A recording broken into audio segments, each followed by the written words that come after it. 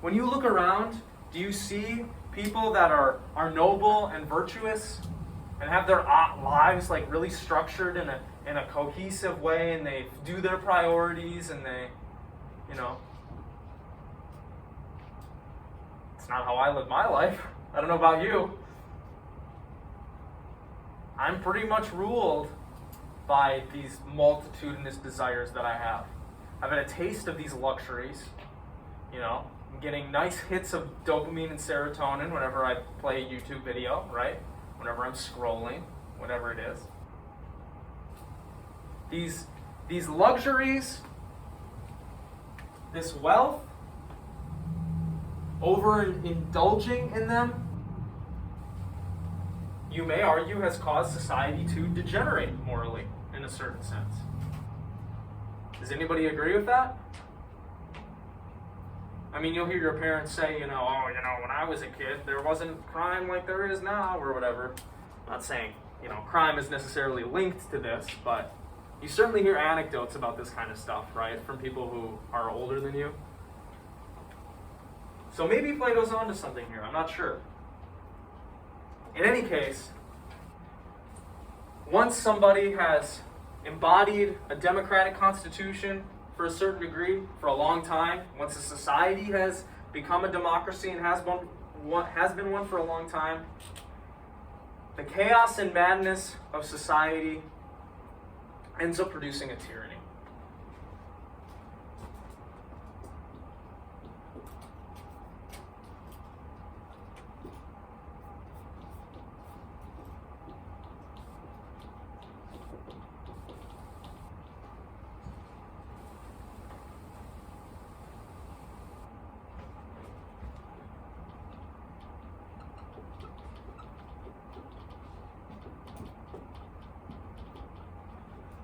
The way I'm going to describe this, which I'll explain here in a second,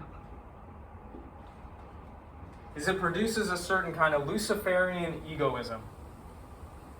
Who's Lucifer? Satan, right. What is the story of Satan? What did Satan want? Why was he cast out of heaven? He wanted to be ruler of the cosmos. Okay? He was like, this God guy, all right, he doesn't know what's up. Okay, I can do things better. I want to impose my will on the world. And so the story goes, God was like, we're not having any of that. See you later, buddy. Once a society or a person is ruled by these multitudinous desires, they're pulled in all these different directions. They've lost that order, that structure in their life. They start acting and thinking in ways in which they long for control. They try to impose their will on the outside world and on others, right? So they can satisfy their desires. And they become more egoistic. They're not so concerned with other people all the time. They're not prioritizing love and compassion and justice, right? They're prioritizing the gratifying of their own desires, the security that comes from controlling everything that's around them, and they lean into that. And so, what Plato says is, it's not good once we get to this point, because often what follows is the person or the society turns into a tyranny. The people will give up their freedoms. They'll give up their own responsibility for things, and they'll allow somebody to take control who promises to fix everything, who promises to organize society right, to fix the issues, to get them what they want. Because they no longer have the ability or the wisdom to organize their own characters and their own life in an appropriate way. So they'll outsource it. They'll be like, oh, that dude says he can, get us what we want, what we need. Everybody, give him the power. Do it, And once you reach that point, there's violence, there's chaos, things don't get better. And so this is the kind of picture Plato offers us for how and why society can degenerate from a noble, virtuous, well-organized constitution to a tyrannical one.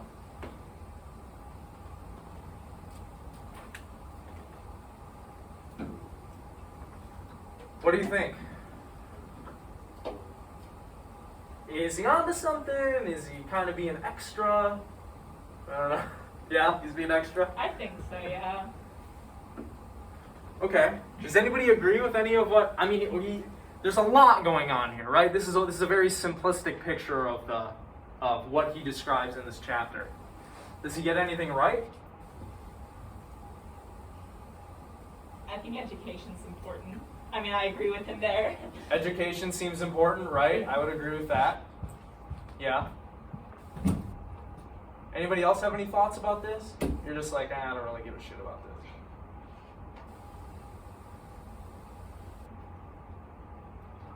Do you want to move to talking about what he thinks the ideal society looks like then? That, I think, will give us more fodder for discussion. Okay. Let's talk about briefly some of these characteristics of ideal society according to Plato. If we don't want a society to devolve into this, we got to organize it a certain way. Who remembers from last class, roughly, the kind of society that Plato thinks is the ideal one?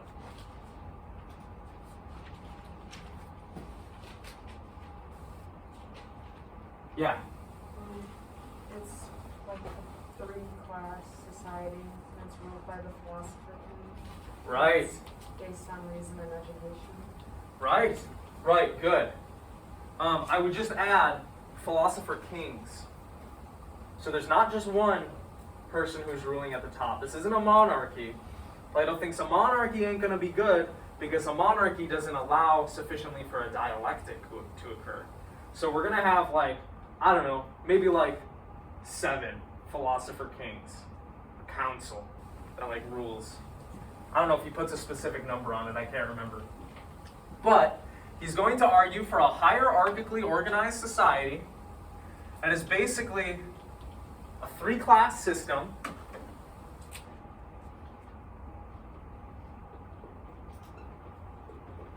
with, surprise, surprise, the philosophers at the top.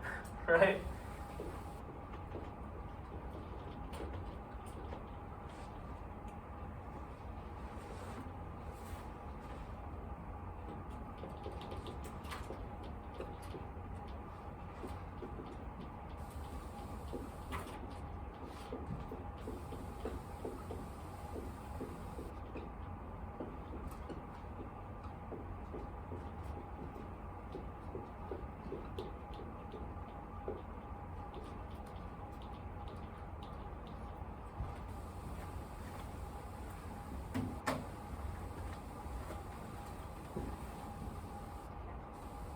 As we said last class, the rulers who are making all of the political decisions are going to be our philosopher kings.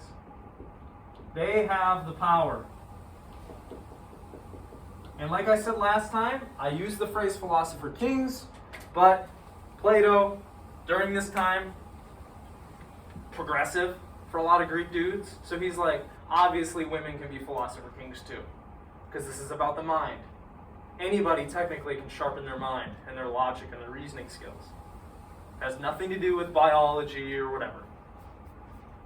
So the philosopher kings are on top. They make all the political decisions. They talk amongst themselves. In order to do that, they engage in a dialectical process. No one philosopher king rules over the other ones. In the middle, we have our warriors, our auxiliaries. I'm going to call them the poet guardians. If the philosopher kings are ruled primarily by reason and knowledge and wisdom, the poet guardians are going to be kind of the spirited, compassionate people who are inculcated with a certain love, of their community. They're reading all of this poetry that's going to inspire them to protect the city and to protect the people in the city. They'll also function as the police. They're the military and the police. And then the people that we have on the bottom are going to be the producers. The people who are building the things, who are handling the money. We'll have the craftsmen, financiers perhaps, the tradesmen, the merchants. And to prevent political corruption, these are the only people that handle money in the society. The poet guardians and the philosopher kings are given their salary and what they need from these people.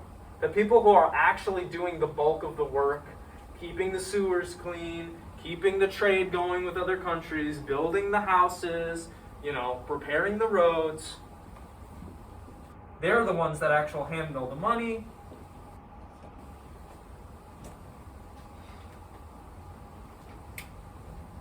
And this is kind of how Plato sees the ideal society.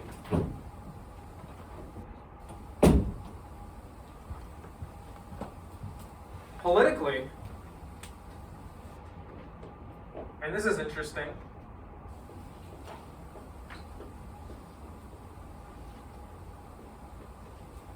we can say that Plato's view of the ideal society is kind of couched in a certain feminism, eugenics, and communism.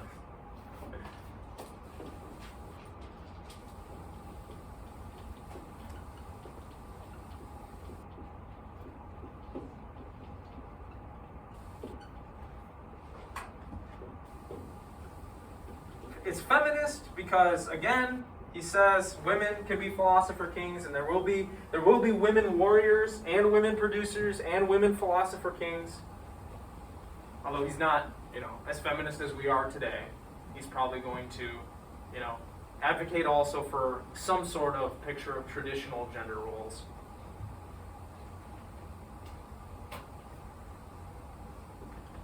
But he's much more feminist than other Greek people at this time.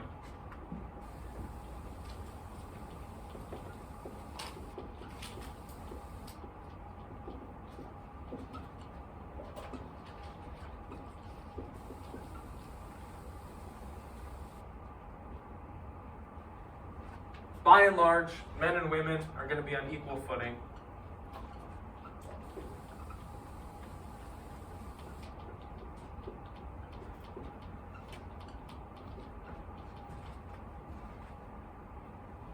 There's going to be a different education for the different classes.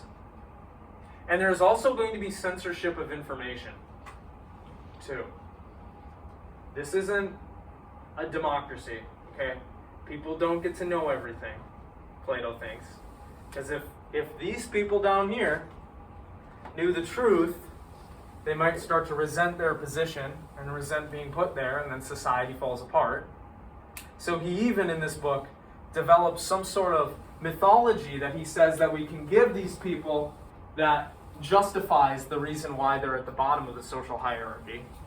Which is, he says, well, it turns out that, people have different souls. The philosopher kings have souls of gold that are noble, and we're born with these souls that kind of give us a certain personality and a function in society. The poet guardians, they have more of a silver soul, and then these people down here have more of a bronze soul. And so he's trying to kind of provide this mythology that we can feed these people so that they think that their position in society is justified. Although the philosopher kings are going to know, this is just kind of a story, But, so there is going to be a different education for people and a different story that the different classes are told.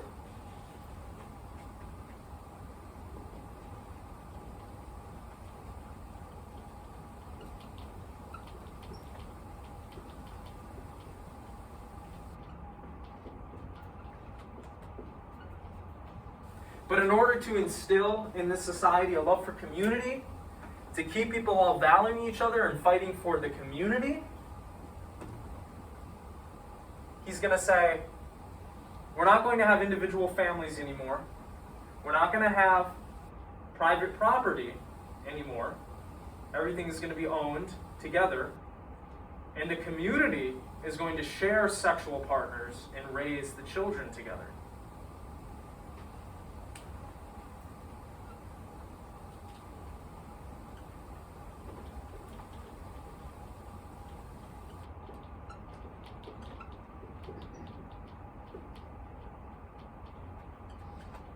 This is going to prevent the instantiation of constitutions that are too individualistic and egoistic. If people don't know who their children are, which parents they are of which children, that's going to foster a more communal leaning. Did he not care about like incest? Or Or was it like unknown what that could cause back then? He's not going to be advocating for incest. He probably doesn't care about incest too much for these people, although it's undesirable. But for the poet guardians, there's going to be a eugenicist element. So they want incest up there. No. What he's going to say is, for the poet guardians, the philosopher kings are going to help organically match people up that are the fittest and the best so that we can keep producing our best warriors and policemen. So, they're going to try to, get certain guardians to hang out and have sex with each other, but the guardians, probably aren't going to know, like, that they're engaging in this kind of eugenicist program. So there is, like I said, there's kind of like a eugenics element to this, because he's going to be like, well, we need to have good warriors to make sure our society, doesn't get overrun into, so there's going to be some sort of program that is going to be used so that this class doesn't get all fucked up, but they're the strongest and best that they can be. So for the philosopher kings, like when someone dies or something like that in that circle, like how does that work, like to replace that person? That's a good question. I don't know the specifics of it.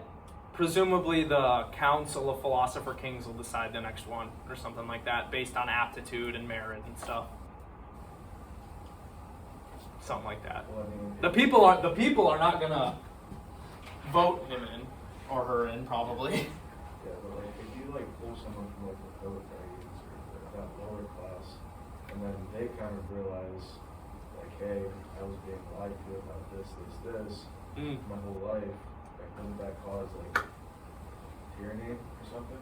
Yeah, I mean, you definitely don't want people building resentment about the form of social organization. This is where we kind of get back to each class gets a certain education, and there's a certain propaganda campaign, too, that's involved with which classes get access to which information.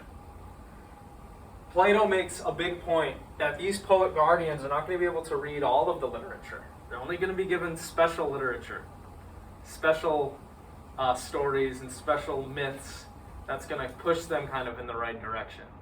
Now, what happens to those who see what's going on and make a stink? I'm not sure. I'm not sure what Plato's going to say about that. But he's going to think it's going to be really unlikely that that'll happen. The more you talk about this, the less I like Plato. Yeah. He's kind of dirty and skeevy. Well, look, he's trying to describe the ideal society. He's not Yeah. trying to make everybody happy and free. I don't even know why. You Like, know? I feel like the only reason he thinks this is ideal is because he knows that he would be a philosopher king. So he's like, well, I get to do the censoring. I get to do the lying. But, like, I don't know. Well, this seems like a good point, right? And maybe to a certain degree, this sounds like a good idea too. And maybe you hear a lot of talk of we need to abolish private property nowadays. He advocates for that. To certain degrees, Right? I don't know. I'm pretty against eugenics, though. I gotta say, and like especially lying to people about it. Yeah, it definitely conflicts with our liberalistic values, right, of freedom and free association. Yeah. Right. And like the censorship. Like I'm once again like the whole freedom thing. I'm pretty against censorship. Yeah, yeah. I mean, I don't love that either. Let's write that down. Censorship.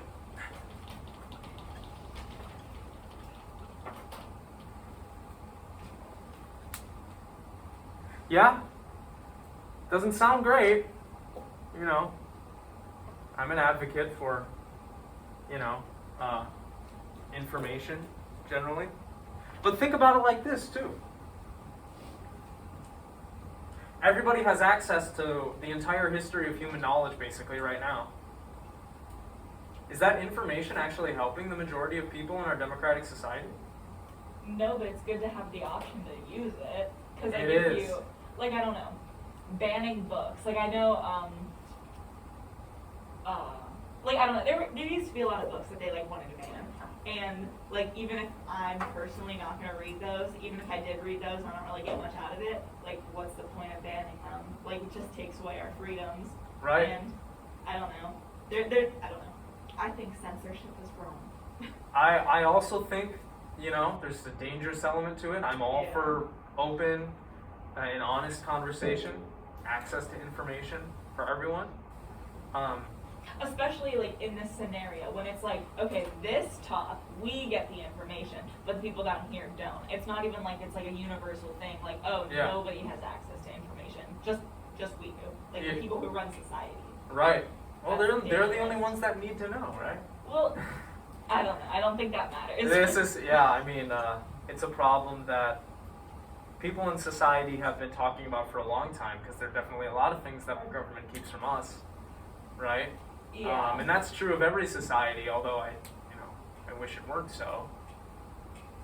So did he not like talk about anything like what if the philosopher kings were like, like what if one of them was just like, why aren't we censoring them? Like, and they tried to like give them the material. Like, cause you know how some schools like they ban books, but then there's always that one teacher that's like, I don't care, these kids gotta learn, and they give them the book anyways. Like, yeah, you can fire the teacher, but what would they do to the philosopher king? Oh, probably not anything good. The philosopher king, who's supposed to know how the world works, would probably realize that if we give information to these people who aren't as virtuous and moral as we are, that's going to end up fucking society over. So, basically, these people are not only supposed to be the smartest, they're supposed to be the most virtuous and moral. These people are going to be virtuous but not as virtuous. They're going to embody moderation and courage. These people, they're not going to have wisdom or courage. They're just going to have moderation. They're kind of like the oligarchs. And so, if you were to tell the people who don't have these virtuous characters all the information, they're not going to do good things with it. That would probably be his explanation, you know? Obviously, I don't know any of these people. Like, this was so long ago. Right. But from the way it sounds like the philosopher kings were not very virtuous, according to, like, my personal, like, virtues, I guess, and, like, morals. They kind of seem like pompous assholes who want to control everything. And It's exactly what a Democrat would say, you know? No, but I see what you mean. The way he's structuring society here, it's based on different values, right, than we have in contemporary society. We value freedom, we value open access to information, we value equality. But Plato's going to be like, look, that stuff sounds good, but, we're never going to be able to have equality. well, We're none never of going you to be structure able... society like that. Like, that's nowhere near equal. Well, he's already talked about how if we have a democracy, that's just going to devolve into a tyranny.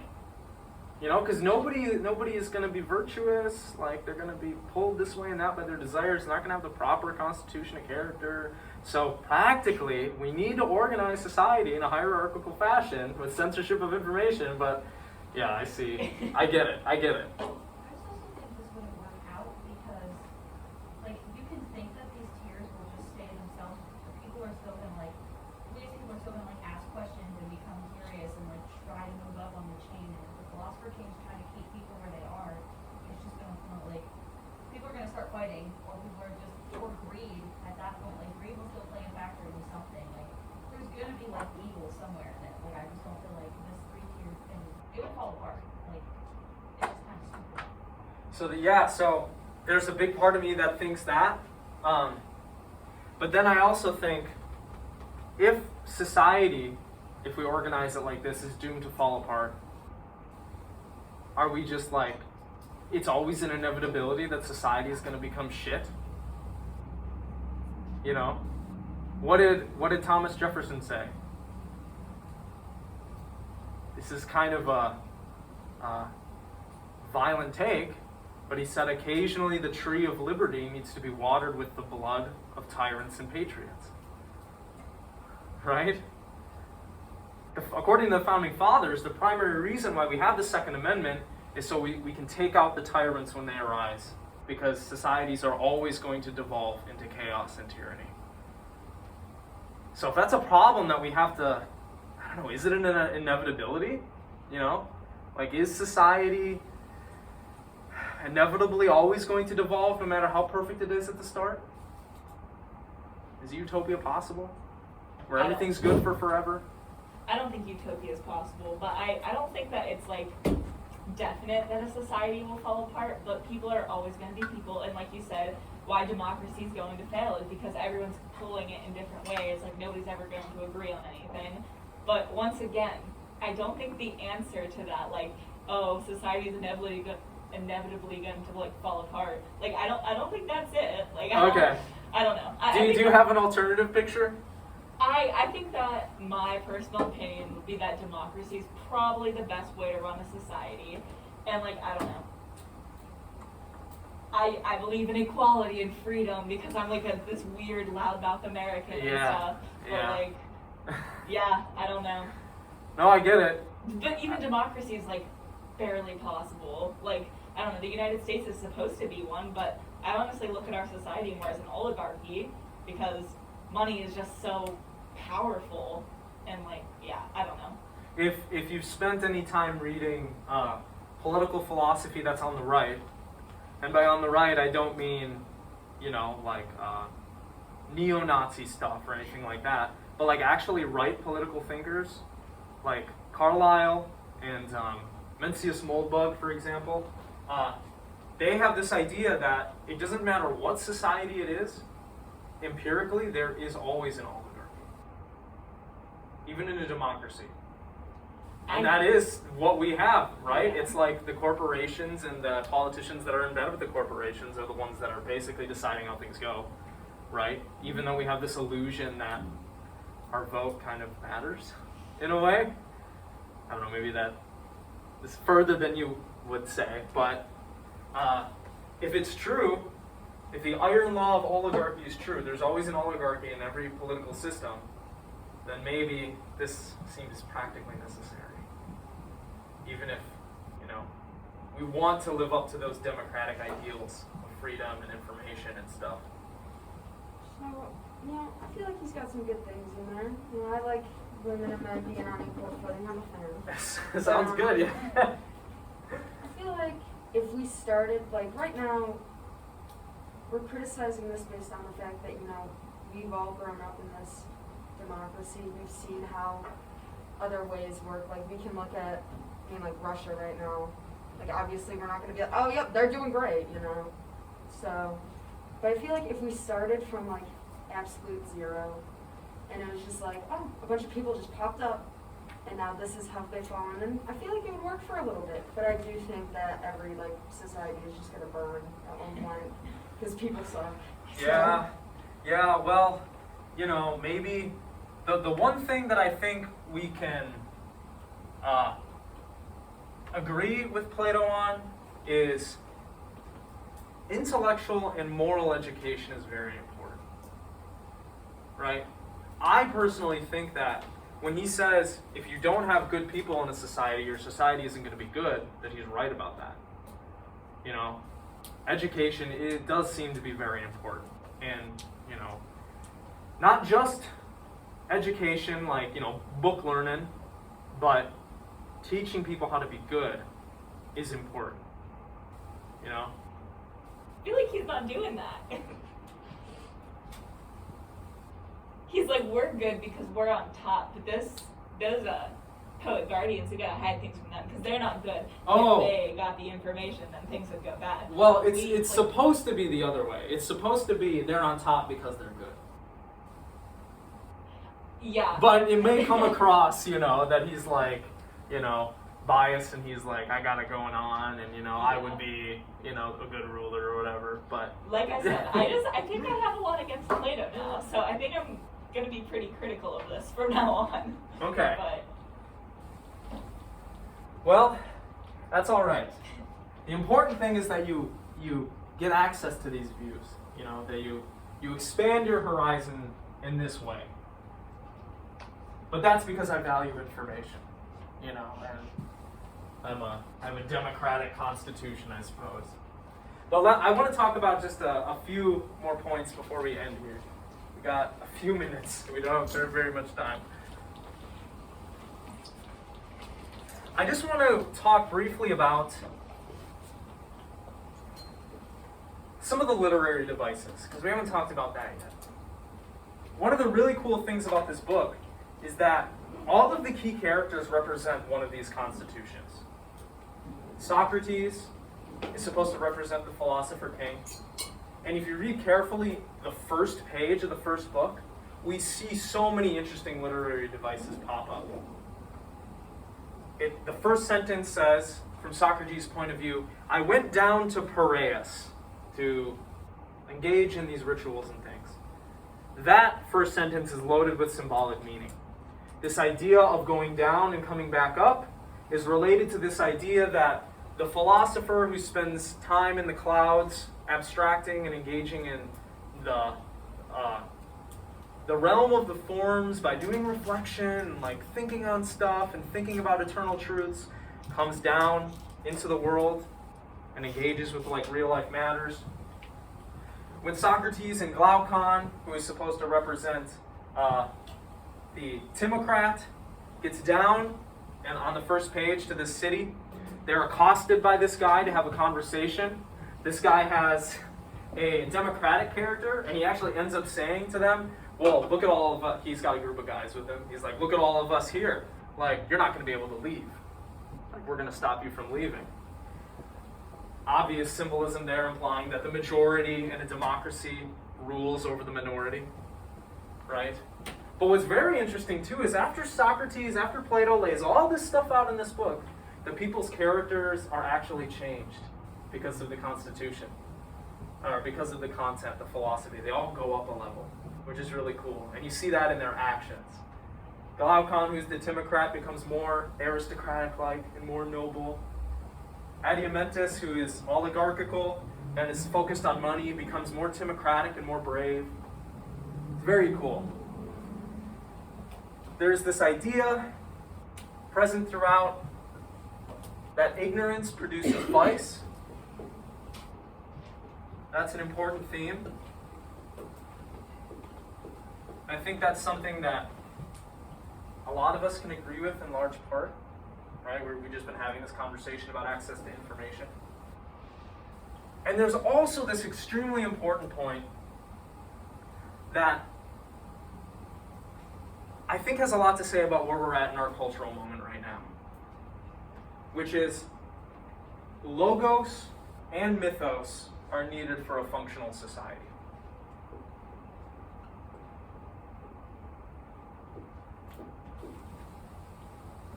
Let me explain what I mean by that.